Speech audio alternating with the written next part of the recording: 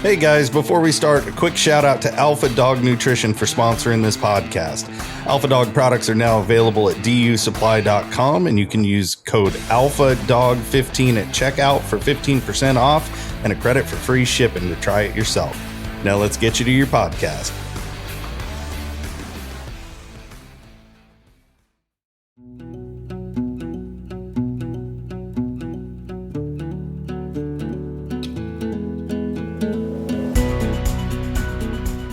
So let's start on that first one. You were wanting to talk about tough skins. So, people having issues with range, they want to look for an easy solution. Is it the antenna on my handheld? What if I get a longer antenna on my collar? A lot of people, I don't know if they just don't understand it or know that our tough skin, the antenna material, that wire in there is the same thing that Garmin's using. I believe so. It's similar. I don't have the specs of Garmin's, but it's a stainless steel. It's a higher grade stainless steel, so that it shouldn't corrode. Because the first antennas we made years ago, we made out of galvanized, and they would corrode with the moisture and stuff. And so we moved to a stainless steel so that the corrosion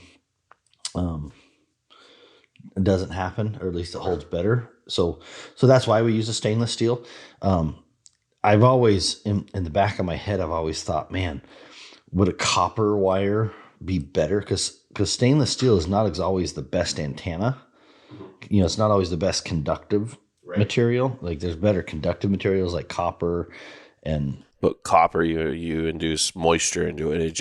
It goes bad fast. It'll turn green. And so I was like, is it better to have a little bit lower grade antenna that performs better in 4 months, 6 months? You know what I mean? Or is it better to have an antenna that you got to, and maybe selling antennas, maybe we should make the copper antenna. It's like, yeah, this is good for 2 months, and then you got to put a new one on there, but you'll get a 10%, you know what I mean? Right.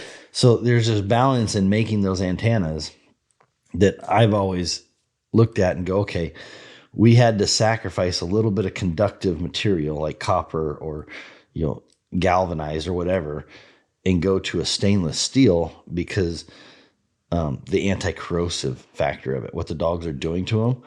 And copper's soft too. You get, and I tell people when I talk to them, like, I always thought the most destructive force on the earth was a bored Marine who's got nothing to do. And then I started working here, and over the last few years, I'm like, no, bored dogs. Dogs sitting in a dog box, dogs with nothing to do will chew anything they can find. And that copper is a soft material. They chew it, it's done. Like the first Garmin antennas were actually a plastic coil or a plastic hollow tube, and it had a copper wire wrapped around it. And they performed pretty good, but they would break after the flexible. That copper piece would move and it would break, and then you'd have this break in your antenna. So instead of your antenna being 22 inches long, now it's like 6 inches long, and you never noticed that it broke right there, that wire. Okay. So that's kind of the invent of the Tuskins antenna. They were more durable because those first Garmin antennas that came out on the DC-30s and the DC-40s were a copper. It was a solid copper wire that was wrapped around a plastic core, and after a while it would break in the middle somewhere, and it was coated with rubber, so you never seen the Yeah, you can't see a small wire break through that rubber. Yeah, you didn't see it, and so it was like, oh, the wire was broken inside there, but nobody ever knew it because it just didn't do it. So that's where the Tuskins come out. To get back to your question about range issues, will putting a Tuscan on it fix your range issues? Maybe. Like I think I got this question. We get it quite a bit. I got this question from Ross, I think. He was having some range issues on a collar, and it's like he was having 100. Yeah. Everybody says, "Oh, I get 100 or 200 yards of reception." And so the first thing we want to do in my head is we have to isolate. Are we talking about the collar, or are we talking about the handheld? Mm-hmm. So the first question is are all your dogs tracking good distances and this one collar is not?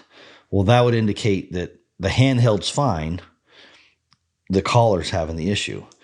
if you only have one dog and one handheld, it's really hard to determine, is the problem in the handheld or is the problem in the collar? And I've been wrong with that one. We have somebody call, they have one, and I do my best. They send in the handheld, and it's like, this thing works fine. Turns out it was the collar, and I got to call and be like, hey, I messed up. I'm sorry. Like, we need to get your collar replaced. We got your handheld tested.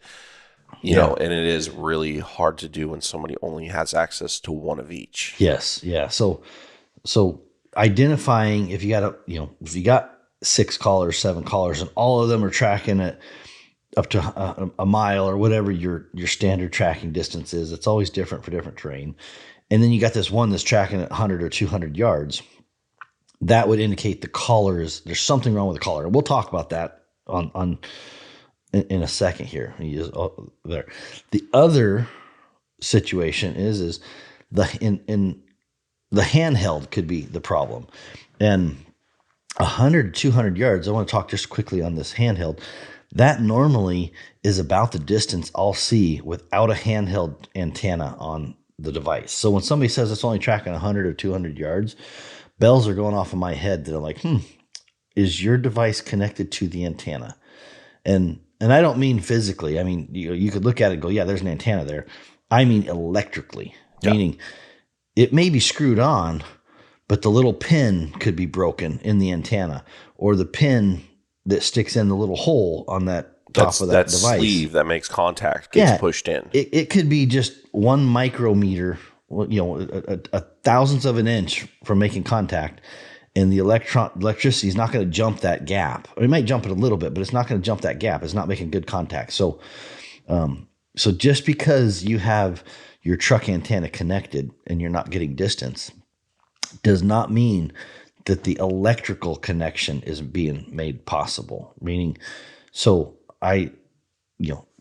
before we get into the collar, I want to talk about the handheld is making sure that the pin, where you thread on the top of the device, making sure that pin is sticking out far enough. And you look at it, it should be about flush with the threaded piece, right? I mean, it should be pretty close to flush. You should be able to feel it with your finger.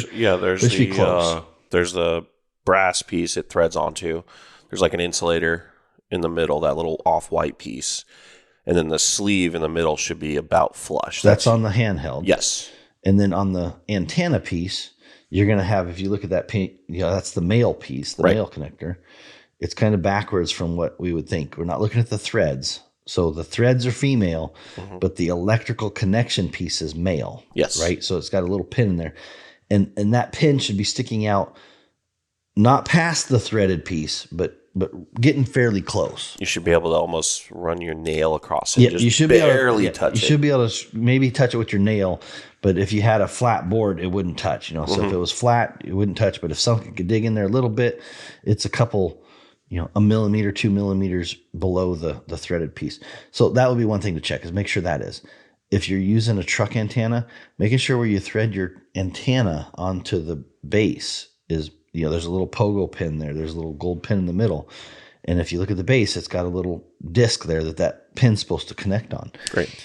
I've seen antennas that don't go thread enough. I've had, I had a buddy. He couldn't get his radio to work. Again, that antenna was not going there. He took he took a dime. I think he put the dime in the middle of it, put it on there. Well, the dime just gave it enough connection to make it through there, and it worked.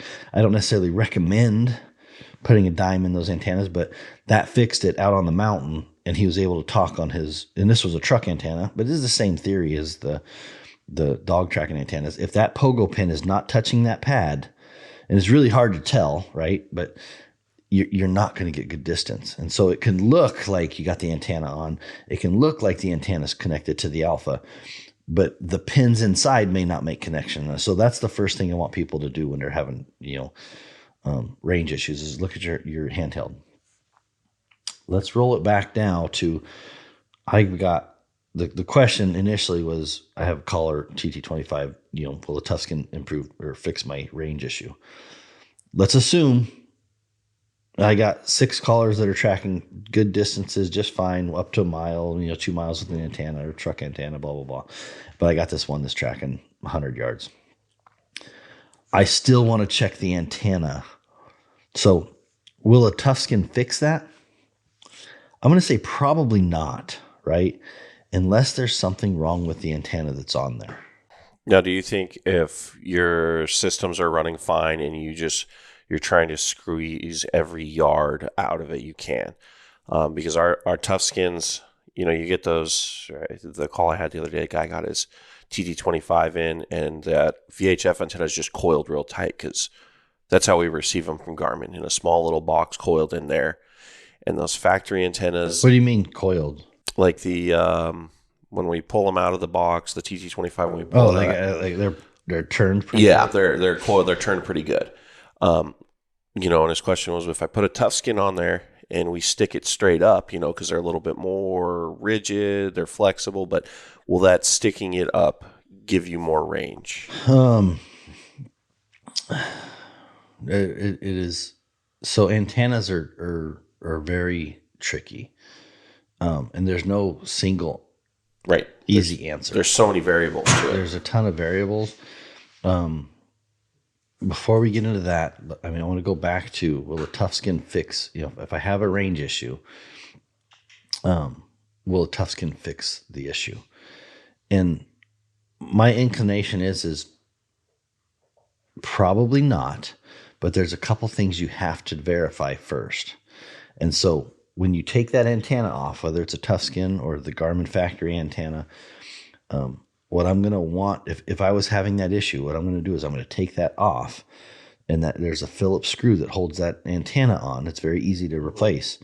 I'm just going to take that off, and then I'm going to take like a toothbrush and some electrical cleaner. You can go buy some electrical cleaner at the hardware store, and I'm going to scrub that connector, and I'm going to scrub the connector that the antenna is on, because I want to make sure there's no corrosive or even a thin layer of oxidation that you can't see, right? And so if there is any corrosive activity happening, and you may not see the corrosive activity, it may be like a really thin layer, that can really cause distance issues to happen really easily.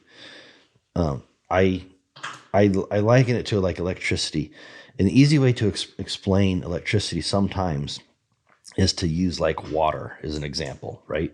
So if this collar, let's just assume that the electricity, the signal coming out of the antenna is water, right? So that's what's going to come out that antenna. So we have this antenna, which is a pipe, and it has a hole at the end of the pipe. And so that water can come out the end of the pipe. And the collar is your faucet, right? So whenever Garmin wants to send the signal out, it turns on the faucet and it shoots this batch of water out the pipe, right? Yeah.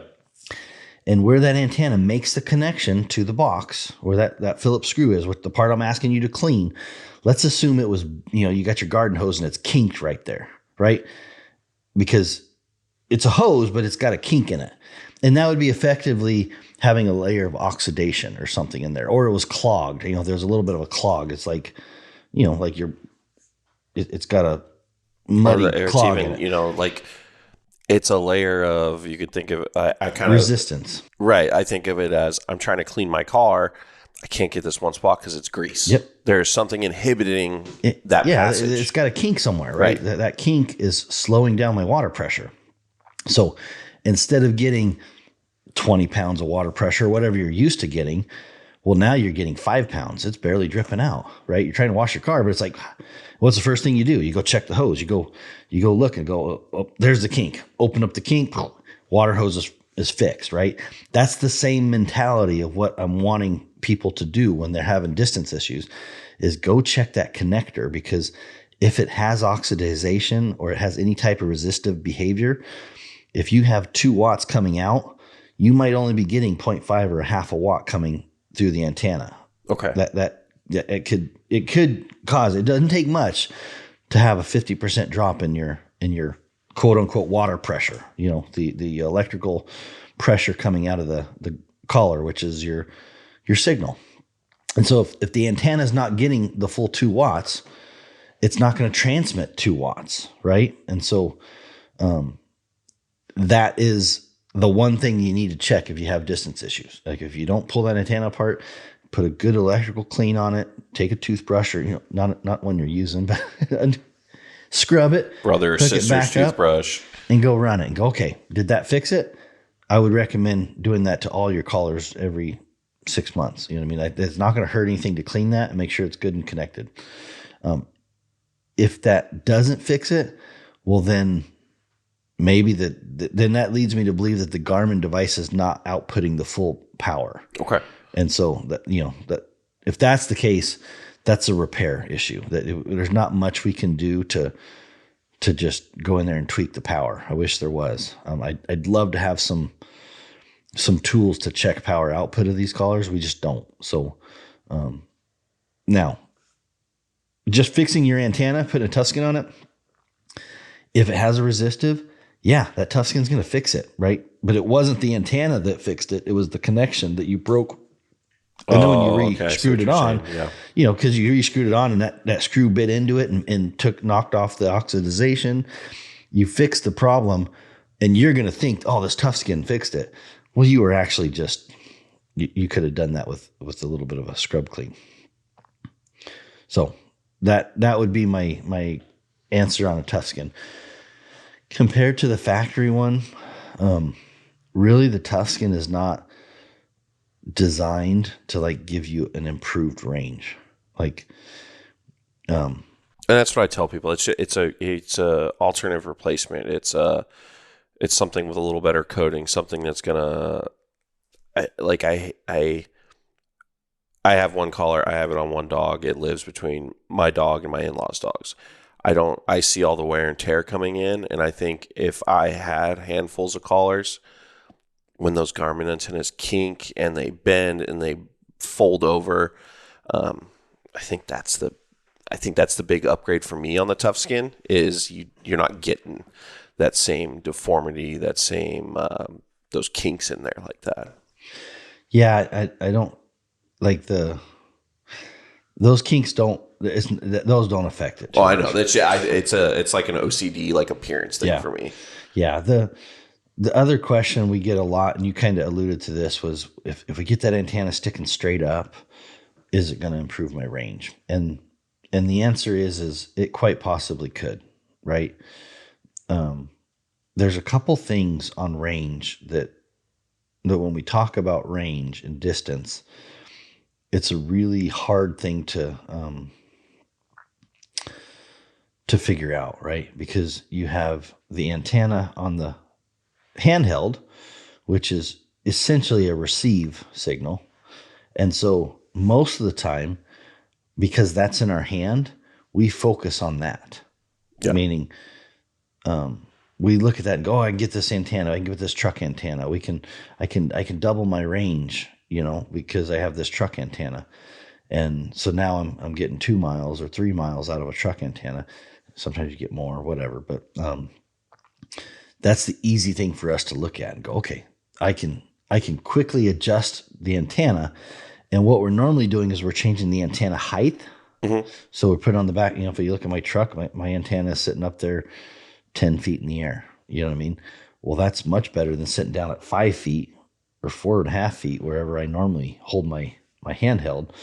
Well, I doubled the distance in the air that antenna is in. And so it doesn't necessarily double your range, but it does make a big difference on the curvature and getting a line of sight better for that. So changing the antenna height does make a big difference.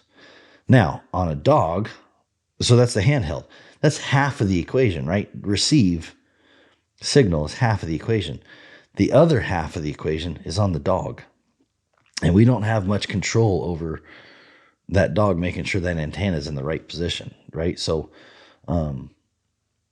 if the antenna is coiled around the dog's neck versus standing straight up, I don't know, what is that, a 6-inch difference? Could be. What I mean? Yeah. So it's not a huge improvement that you're going to see in tall grass, but it is something, what I mean? So is it going to double your distance? Probably not. But are you going to see maybe a 10% increase? Yeah, I think you could probably measure 10% depending on where that antenna is and how, I think that's the hardest part with people is, we want numbers, we want guarantees, and somebody calls and says, "Well, is this going to double my range?" Man, I can't. It's environmental. There's so many factors. I can tell you it could help, but I'm not going to give you a number because where you are with your handheld, where your collars are, um, is it raining? Is it foggy? Are you in a canyon? Are you on a flat plains? There's so many factors we can't account for with somebody's personal equipment. Yeah.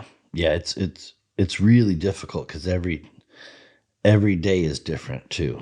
So you can have a baseline. If you hunt enough, you have a baseline of what's kind of normal, and there can be days that are not normal, and you're looking for patterns, basically. You know what I mean? You can't take a one of situation and make a decision on it. You have to see the pattern. And so it's really tough. So, can the dog, tough skin with the antenna sticking straight up, make an improvement? Yep. You could probably make an improvement. You could probably see an improvement, but it would be really hard to measure the improvement because unless to get a proper measurement, to get proper results, you have to duplicate everything almost exactly. and I'd want to see it several times. Right, and you can't guarantee your dog's going to run the same path, that the antenna is going to be sticking up the same. Are you standing in the same spot? Is your handheld at the same elevation?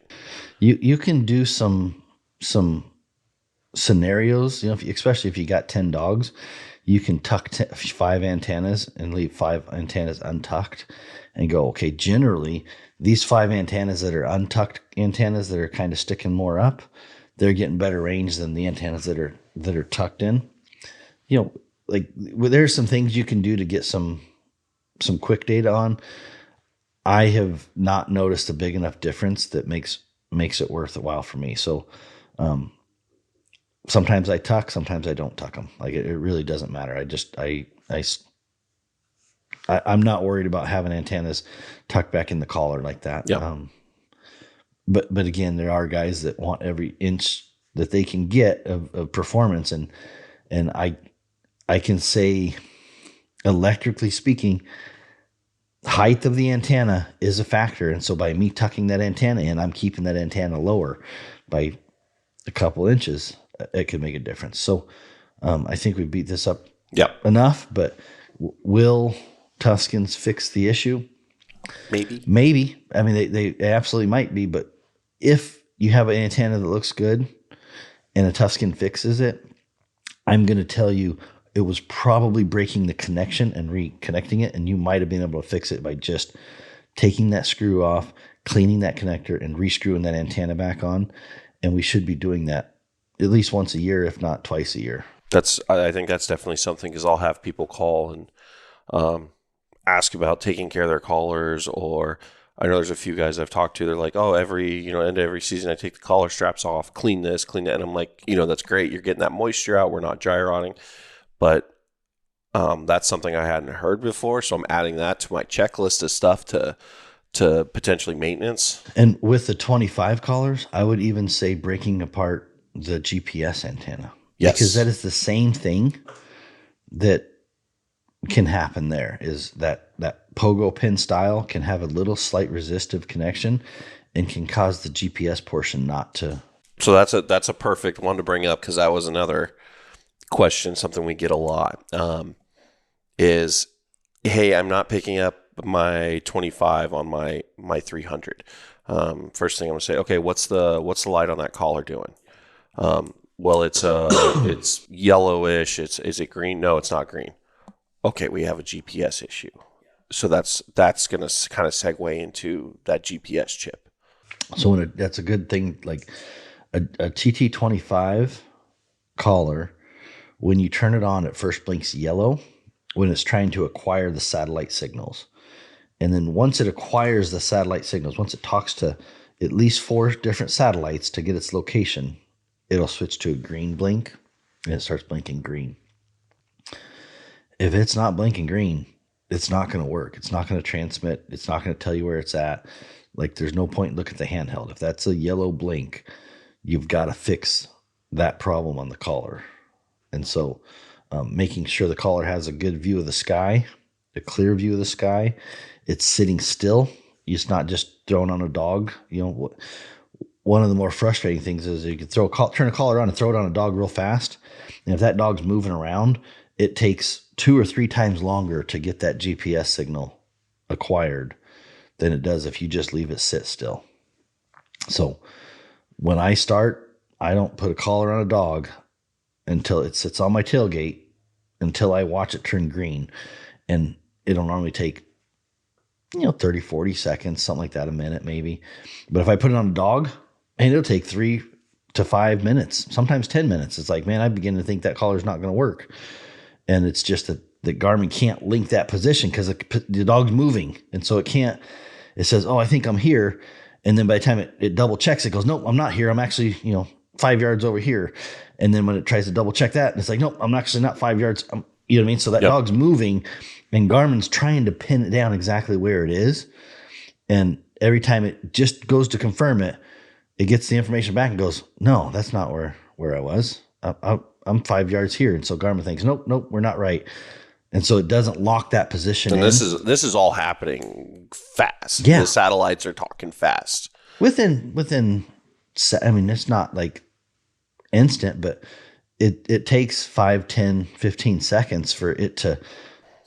And that little bit of time, I mean, anybody knows you open a door, dog's gone. That could be some serious distance.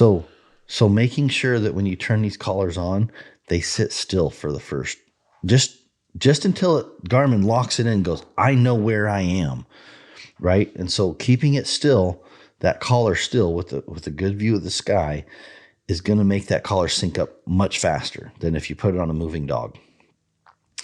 It will eventually, most of the time, knock on wood, it will normally lock on to a dog. I've had it where I forget to do that and throw it on a dog. And sometimes it takes 10, 15 minutes before I get that dog to pop up. And that's pretty nerve-wracking, especially if the dog's out running. But, if you want to speed that up, take the collar off the dog or sit there and hold your dog still for a minute, which when you're out in the woods, holding a dog still for a minute seems like forever. But doing that, it'll turn green. Once it turns green, then you're good. You're locked in, and it'll just get better and better and better and have better distances. If it doesn't turn green, if it keeps blinking yellow, even when you set the collar outside for 10 minutes and it's still blinking yellow, that's when the first thing I'm going to recommend is taking those 2 screws apart and pulling off that GPS flex band. You don't have to pull it off. Just take the 2 screws, look at there's a little pogo pin circle connector, gently scrub that with a toothbrush or whatever, little electrical cleaner or whatever. Make sure that that's clean. Reconnect it. Try it. If that doesn't fix, then you need to buy a new GPS chip. Which has been, I think, now that we're at 2 years now with the GT25. Because it was right after I started. It was launched. And we are starting to see that they're out of warranty. They're having GPS issues. And a lot of those, when you clean that connector, it fixes it. And I'll say from, talking to people, whether it's still under warranty or not, because, we want to get you back up and running. If you can do that troubleshooting, rough number, we'll say 50-50. I'll tell people, hey, I need you to flip the collar over. There's 2 little screws that come in. Be careful taking those out. They are pretty small. Disconnect that GPS just for a moment, reconnect it, snug those screws, turn it on, set it outside 20, 30 minutes, let it get that green light. Mixed results with that. Sometimes it works, but it's an extra step we can do to get people back up and running. And when you kind of explain that, hey, after your warranty runs out, after this 1-year warranty, the GPS goes out on your 15X. That's a $200 replacement collar. 25, if it's a GPS issue, that's a $60 part. You're back 50, up. I think, isn't it? $49.99. All those things are so close together in price. Yeah, I think it's $50. But it's much cheaper and quicker than swapping units too. And I would recommend anybody that's would quote unquote is a serious houndsman, that if you especially if you don't have spare collars, like I'd recommend everybody has a spare collar. Like that is just, if you were hunting and you got all this time and effort to be out in the woods and hunting. So if I got 5 dogs, I want to have 6 collars, so that if I ever have that one fail, I can throw that collar on and go hunt, right? Because it is really disruptive if you don't. If you can't afford that extra collar, the second thing I would do, and I have these too, is have a GPS flex band, spare one. You go buy a spare flex band, because that's the number one common problem that we had failure wise. And it's easy just to swap that out, see that it fixes the issue, order another one. So instead of having to get the whole collar sent in and send it to us and be out with a collar or whatever, you can have the spare kit in your hunting bag and be ready if it fails. Yeah. And a small screwdriver, because they are very small screws. Yeah, little Phillips screwdriver and a flex band. Like that would be, if there's one thing I put in my spares kit for my TT25, that flex band is. I think we've already had a couple 25s come in. I think Mike was out a little bit ago, and I was doing we had boxes coming in. I talked to him on the phone. He just wanted to send it in, see if it needed to be replaced, what was wrong. I have a spare flex band on my desk. I hooked it right up and it picked up. I called the guy, said, hey, this is what's going on. It's, $50, $60 part. And he was more, hey, can you install that for me and send it to me? And it was a real easy fix. Did you sell him a spare? No, I got him a good one. I got him a new one out of a box. I didn't give him my test one. No, I know, but you should have. That would have been a good opportunity to be like, hey, having one of these in your spare kit would have saved him the hassle of shipping it to us. Yeah. Us throwing it on there, confirming it. He could have had this thing fixed and running in 5 minutes if he had just had a spare GPS piece. And so, again, I don't care if people buy one or not. I'm just saying, if hunting and being in the woods is that, if a couple days of being out of a collar is going to be disruptive to your hunt, let's say you're hunting weekends and you got Saturday and Sunday and you get out there Saturday morning and your collar doesn't work and you can't. No, this is good stuff, because I'm taking notes on everything. This is stuff that we haven't had a chance to talk about. So I think that's definitely one of those things. Looking at someone's order, hey, you've got 425s, you got 525s, you're serious. Like, I always ask them, hey, is there anything else we can get for you? Do you want anything else? And I get the question, what else do I need? This is a good, item to have on hand at all times. Yep. It could be the difference between a 5-minute fix and calling Monday morning and having a 5-day fix. Because let's say it's Saturday morning and, you know what I mean? Like 5 minutes, you could have this fixed and going. Or you got to wait till Monday morning. You give us a call. We get the serial number. If you buy it, 2-day shipping. Yep. Okay, so you're going to get it Wednesday, maybe Thursday, and now you got the replacement and it fixes it. So that turns into a 5-day fix. So that's just, again, if you got 5 days to spare, don't worry about it. You can fix it whenever. It's not a big deal. If you want that thing fixed Saturday morning, this is the number one thing. That's the first thing we're going to change. And guys can, the other thing, I'll just give a quick tip. If you don't have a spare one, swap that with a good one. You know what I mean? Like if you have 2 collars, one's got a GPS issue, one doesn't, swap those flex bands. If the one starts working and now the other one doesn't work, that flex band is bad. Yeah, right? we've isolated that problem. You can identify and say, hey, the flex band is bad. Call us up. And if it doesn't fix it, then we know the flex band is not that good and you need to send the collar in, right? So that's advice I've given my friends that have called me and be like, hey, I got this, this issue happening or whatever. And I'm like, hey, you take that flex band off of a good collar, throw it on your bad collar. Does it fix it? Yep, it fixes it. Okay, we need to get your flex band. Well, this is. And by the way, I buy 2 of them, so you got one to fix it, and you got one to throw in your spare because you might see this problem later. No, and that's been that extra troubleshooting step. I think has helped a lot with the 25s and explaining to people, hey, your 15 goes bad, we can just go off the flashing light and guess what it is. Yeah. 25 is, we've got a few more steps we can do. Right. Well, while we're on it, we got one more question here on the 25s. That was my next one, was the flashing lights. Yeah. Red, green flashing light. It generally happens with the extended life collars, and not to say that it can't happen with the standard collar, but what we found is most of the time it happens in the charging scenario, and that the charging clip gets put on backwards for a millisecond, right? For just a fraction of a second, and then it fries some board piece on there. Now I think, and don't quote me, but I think the newer collars have this a little better tolerance to this mistake from happening. So I think this problem will slowly fade away. But if you have TT25 collars, and the safest thing to do is not connect that clip on backwards, not even try to. And especially the extended life batteries, the clips are so wide that when you try to connect the clip backwards, it's easy to touch those pogo pins to the gold pins on the collar. It's kind of harder to do it with a standard battery because they're harder and it just doesn't fit. I'm not saying you can't, but you got to use a lot more force.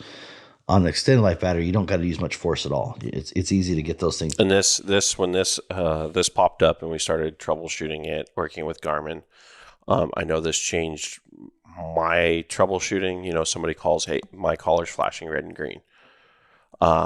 Once it was determined that it was a charging issue, that's when we started, hey, you're buying these 25s. Please make sure that when you connect everything, I tell people, make sure your charging clip wire runs the same direction as your antenna, your collar strap, your GPS. Everything wants to be in one bundle. You want to grab everything with one hand. You don't want a wire going off on the other direction. Between that, and I'm sure Garmin has done some sort of fix, we are seeing less of this issue. Not nearly as many as they still pop up once in a while, but I think this issue will slowly fade away. Yeah, because that was rough for a little bit. It was, and the unfortunate part is when it gets to that red green, there's some piece on the charging board that's just fried, and so there's no fix, there's no master reset, there's no software. It's a replacement. It has to go back and get replaced. Like there's no recovering from that red and green light that we've seen. So the best thing is just not to do that, and making sure that your clip goes on the correct way every time. Like you said, pay attention to where the wire comes out of the charging clip and the antenna comes out of the collar, and all those should be the same direction. So that clip goes on the same every single time. But unfortunately, there's no. It can still happen. We all make mistakes, but it's just something to watch. Yeah. Oh, our tariff price is going to raise our. No, we're not going to cover that. I don't think so. I think. I don't think we'll see. Right. There could be some pricing increases on antennas, but I'm not going to worry on that. All right. You got some Alpha XL questions, and we're going to wrap it up. Yeah, there's been a couple good ones. The Alpha XL has been an awesome platform. I've enjoyed learning it over the past few months, and people do know that it comes with a magnetic base. You can detach it and use it as a tablet. We're getting a few phone calls. People are getting them. Hey, I'm trying to set this up. It won't charge right unless I plug it into the tablet. I can't get my collars to add. And after some talking, I'm in my recliner, sitting in my workbench.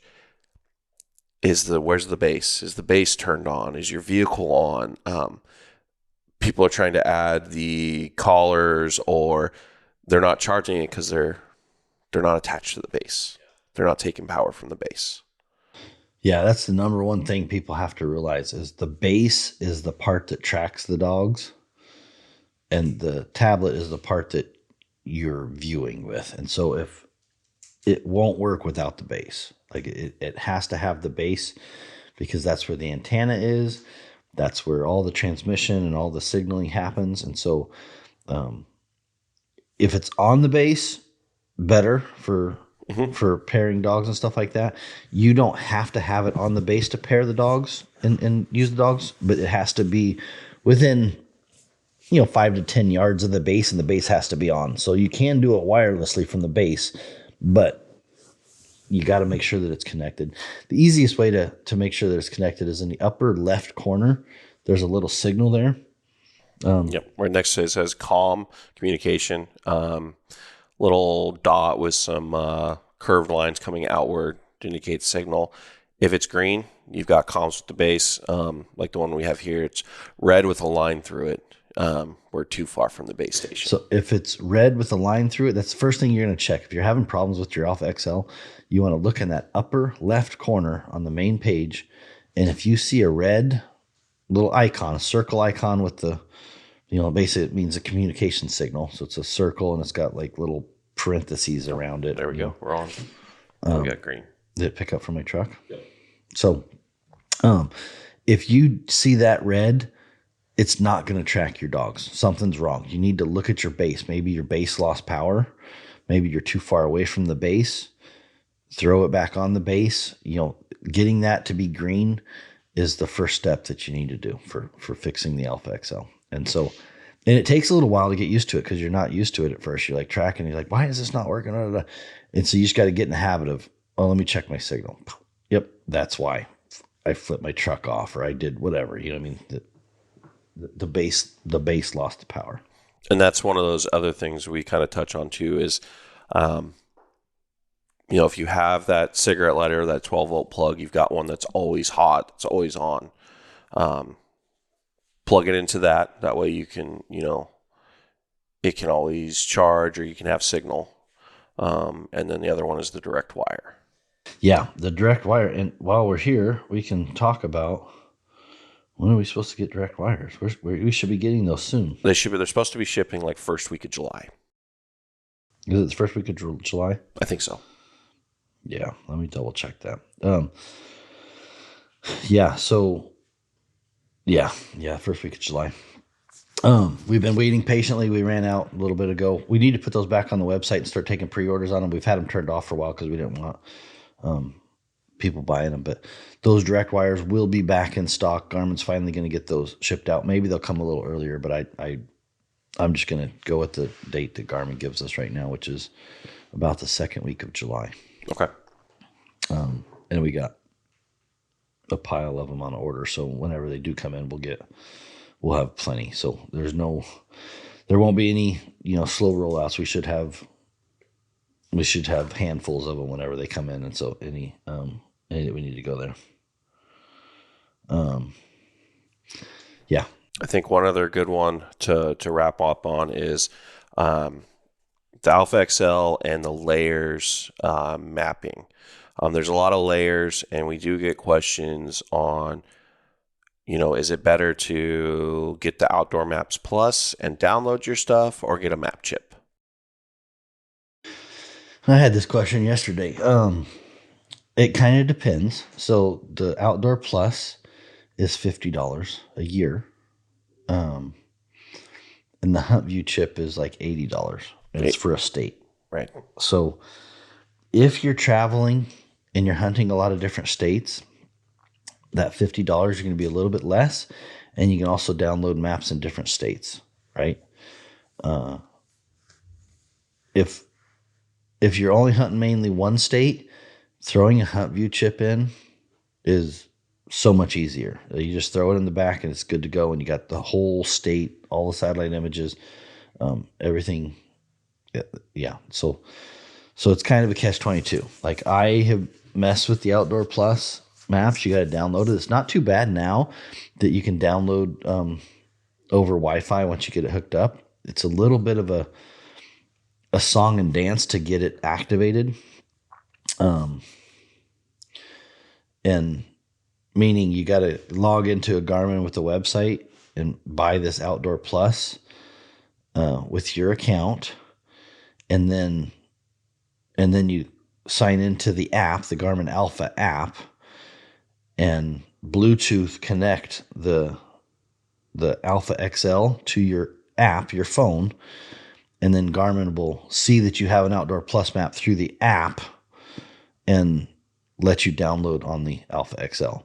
It's a little bit cumbersome. So there's it's kind of like 3 steps to get these maps. I wish Garmin could make it just you could just do it on the Alpha XL, which is hey, scan this QR code and it takes you to a website and you sign up and you're good. Yeah, there's some reasons for why, because I've just been why is this so much difficult, right, for Garmin? Because I'll have my Alpha XL and I want to go download maps and it doesn't have a connection to my phone, and so it's maps not unlocked, or you don't have an active Outdoor Plus subscription. I'm yeah, I do, but what happened was I was logged into the wrong account on my app, because I have different emails that I log into different apps for different reasons. I don't want to talk about that in public, but sometimes I'm logged into one app with this email, and sometimes I'm logged into another app, or my Alpha app with my normal one and my InReach, and I got all these different Garmin accounts, my watches and all that. It gets really conflicted.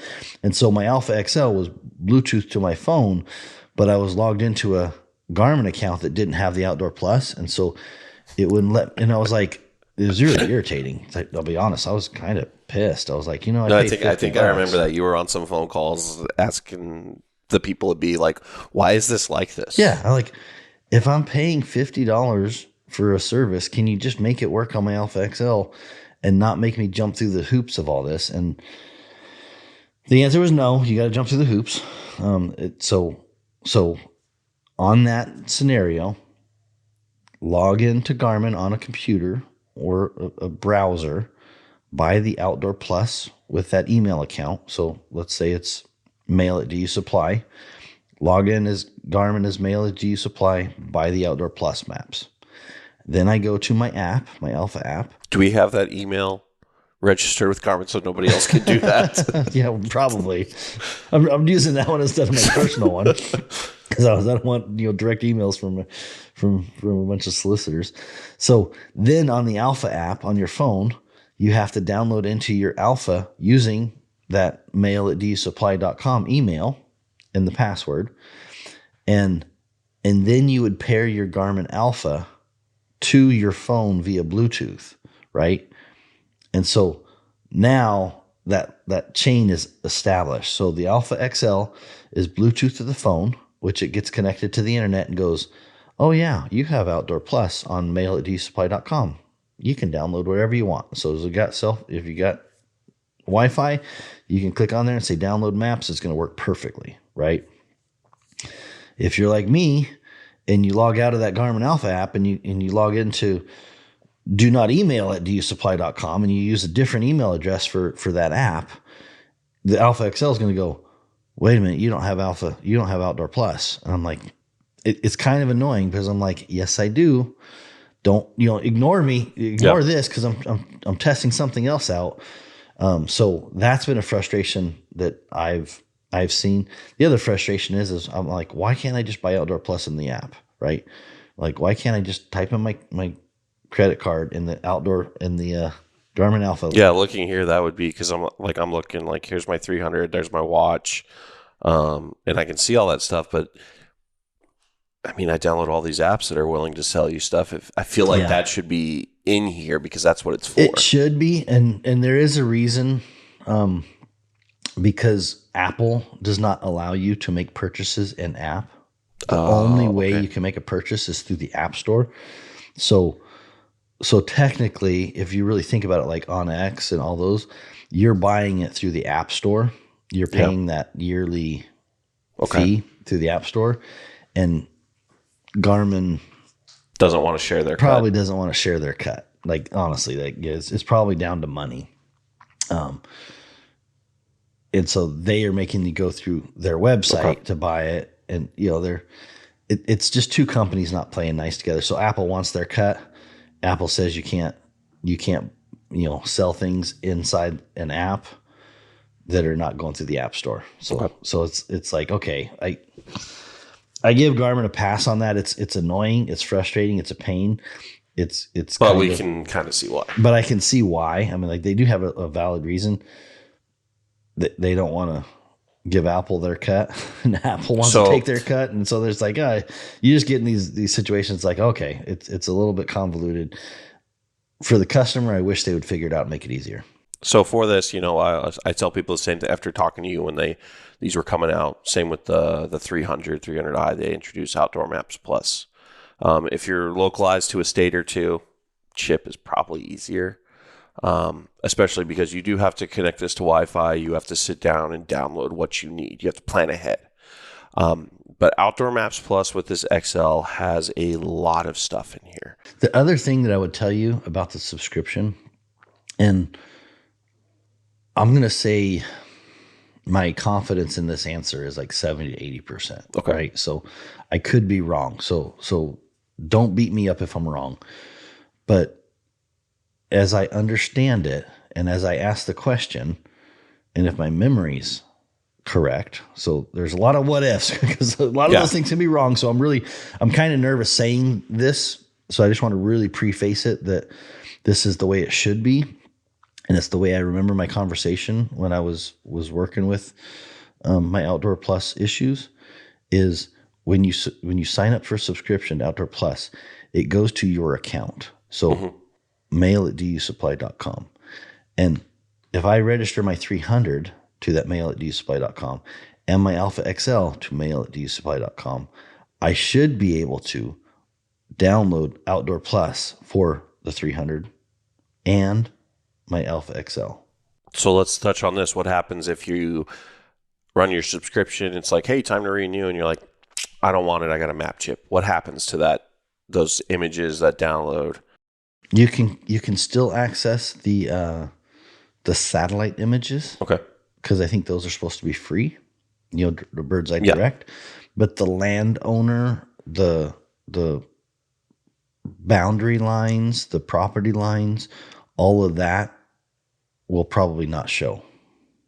I just wanted to get that out there for people who are like, yeah, I'll pay the $50 for a map chip, download everything, and turn it off. I believe so. So it's going to say can't unlock maps after the expired period. Okay. I'm almost positive, right? But that was my question: was your Bird's Eye, the imagery should stay there because that's supposed to be free as Bird's Eye Direct, and that's another frustrating part that I told Garmin is you had this free download. When you first get one, you can download Bird's Eye for free. Yep. And then you could have the Outdoor Plus option. And as soon as you upgraded and bought the Outdoor Plus, the free option went away. And so I was like, damn it.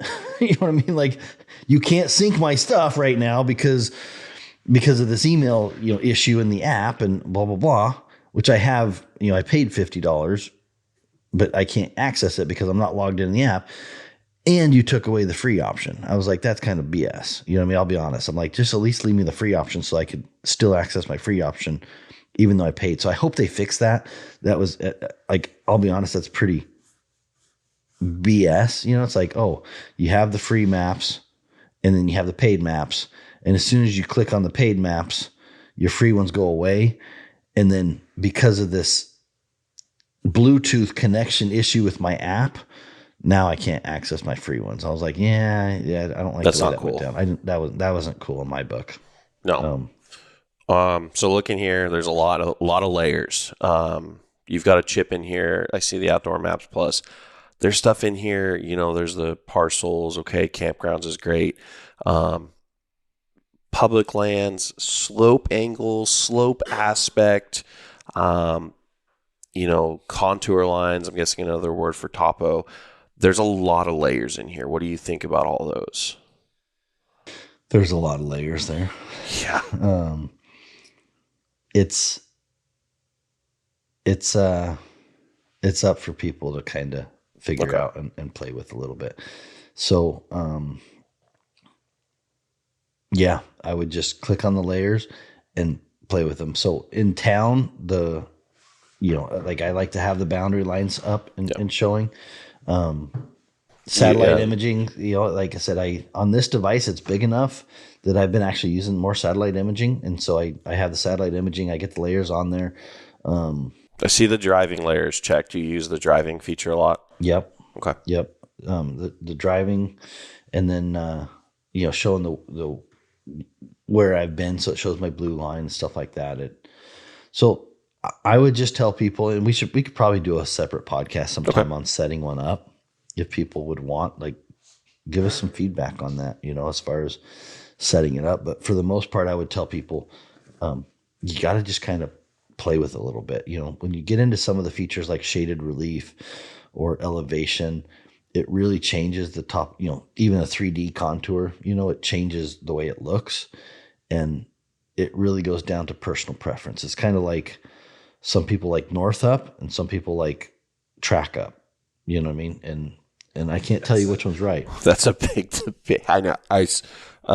Going back to, military history or military past, me and my friends with our Garmins do have that debate. They look at mine and go, why are you? And I'm like, I like direction up. He's like, well, north up's the only way. That's how you learned it. I'm like, dude, I can't do it. That is a debate everywhere. Is track versus north up. Yeah. Yeah. And so some of those features are really a preference kind of based deal. Learning how to turn topo on and off, learning how to turn your roads, your topographical, your satellite imaging. Those are the ones I would play with. And then, which is partial. something that's, I know that's when I'm talking to people, they ask about the 300 and scrolling through your alpha here. You've got training keys set up to change turn off layers off and on. Yeah. So, and I mean, I have the same for mine as well, but that is, if you can set I that don't up. ever use them. I try to use all those features just because they're there. But that is an option as well. If you don't want to go through the layer button, you can set up a training key for it. Yeah. Makes it real quick. And then on the Alpha XL, the training, I'll do a quick, one of the questions I get a lot is how to change the training buttons. When you're looking at the training keys on the side there, there's a button on top of those training keys. It looks like a switchboard or something like that. Yep. It's got a couple lines and a couple circles or whatever dots in it. That is the change button or the control button. So you press that button first, and then you can press a training button or a key. So press one of those, and that allows you to change it without running the command. Okay.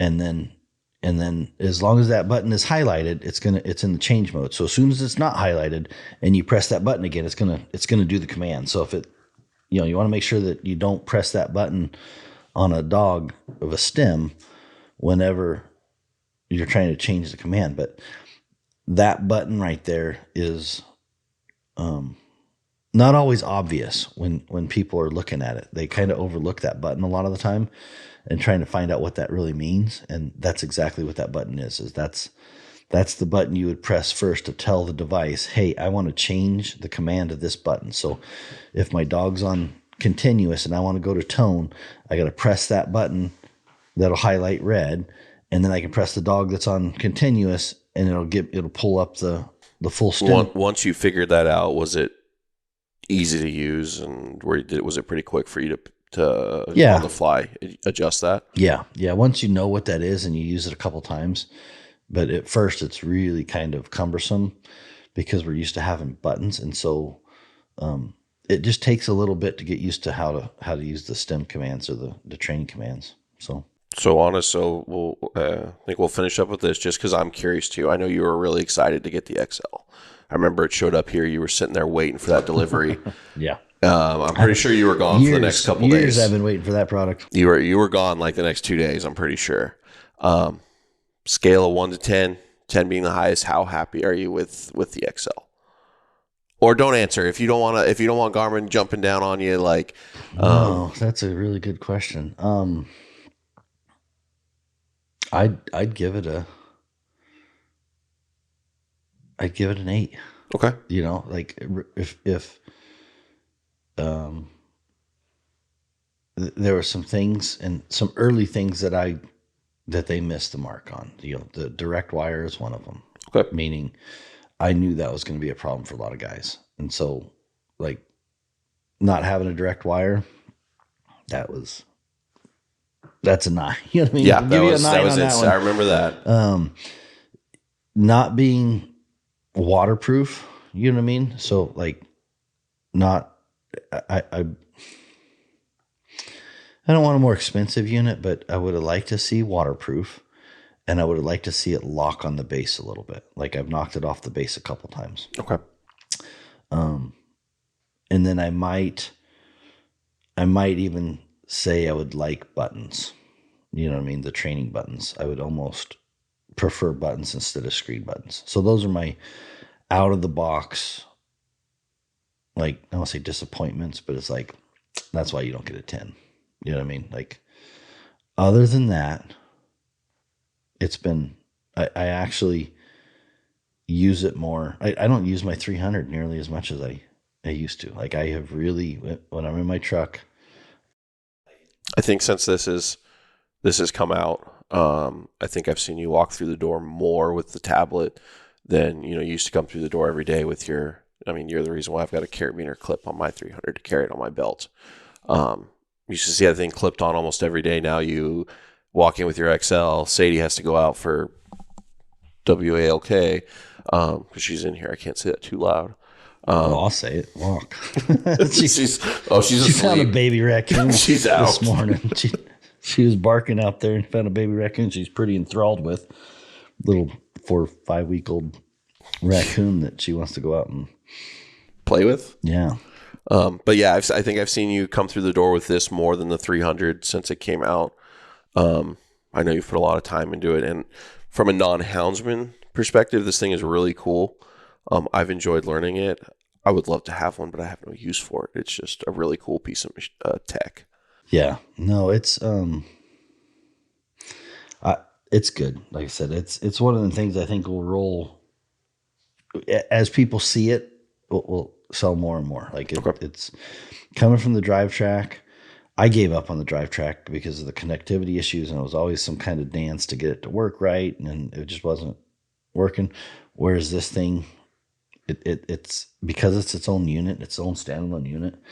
I mean, it is so much less headache involved with. I haven't had a lot of issues with getting it fired up and working. So, well, we've been going for an hour. I think we can wrap this up. It's a good Q&A. I think we should try and do this a little more regular when we get some questions and stuff like that. Absolutely. And just, every once in a while we'll just, so keep getting the staff or whatever when there's questions. And if you guys are listening and you want some questions asked, just give us a call, 855-384-8687. Give us a topic that you want us to talk about on anything on this podcast. Because these have been things. The 25 stuff is stuff I do almost every day, but sitting here and talking about it a little more in depth, I've got a page of notes here of stuff I can add to my checklist and help people out better. So this has been good, and we're gonna. Yeah, I've already got a list of questions from today and yesterday I'm working up. So for people calling and asking stuff. So yeah, just if you're listening to this and you can think of a good topic that you want us to touch on, questions, answers, email us, mail@dusupply.com. Give us a call. Just tell somebody to write this down and give it to us. And we're going to try and do this a little more often. And it's good for me. So, all right, man. All right, let's wrap it up. Thank you, Mike.